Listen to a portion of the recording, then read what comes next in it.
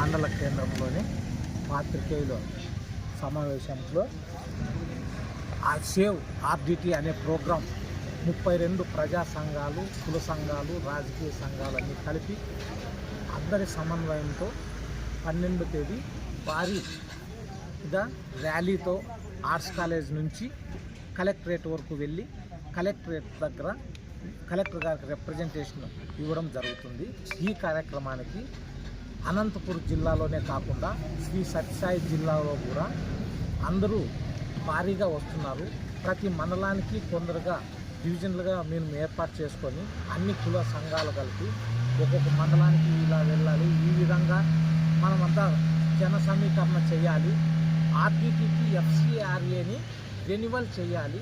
అది రెన్యువల్ చేయడంలో జాప్యం ఎందుకు జరిగింది, ఈ విషయాలన్నిటిపైన మేము కులాంకుశంగా ఒక రిప్రజెంటేషన్ తయారు చేసి ఈ ఎఫ్సిఆర్ఐ దీనివలన మొత్తం సంస్థకి వచ్చే ఫండింగ్ అంతా ఆగిపోయిందని ఆ సంస్థ మేనేజింగ్ డైరెక్టర్ మన్సూర్ ఫెరార్ గారు మాకు చెప్పడం జరిగింది. అది ఎందుకోసమంటే విద్యారంగము, వైద్య రంగము, తర్వాత గ్రామీణ ప్రాంతాల్లో ఉన్నటువంటి ఎంతోమందికి ఇల్లు లేని వాళ్ళకు ఇల్లు కట్టించడం, గ్రామీణ ప్రాంతాల్లో చదువుకోలేనటువంటి పిల్లలకు కూడా చదువు చెప్పించడం, ఇలాంటి ఎన్నో మహిళా సంఘాల ద్వారా ఎంతో అభివృద్ధి, ఆర్థికంగా మహిళలందరినీ ముందు పథంలో నడిపించడానికి ఆర్డిటి వారు ఎన్నో సేవా కార్యక్రమాలు, ఎన్నో అభివృద్ధి కార్యక్రమాలు చేశారు. ఇలాంటి ఆర్డిటి ఎంతో అభివృద్ధి చేస్తున్నటువంటి ఈ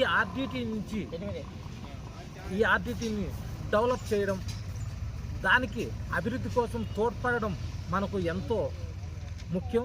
మన కర్తవ్యంగా భావించి ప్రతి ఒక్కరూ ఆర్డిటి ద్వారా లబ్ధి పొందిన ప్రతి కుటుంబం నుంచి ఒక్కొక్కరు స్వచ్ఛందంగా వచ్చి ఈ ర్యాలీలో పాల్గొని ఈ ర్యాలీని జయప్రదం చేయవలసిందిగా ఈ పాత్రికేయ సందర్భంగా నేను తెలియజేయడం. నా పేరు డాక్టర్ బనవల ఆంజనేయులు, వ్యవస్థాపక జాతీయ అధ్యక్షుడు, all India Bahujan welfare association national president.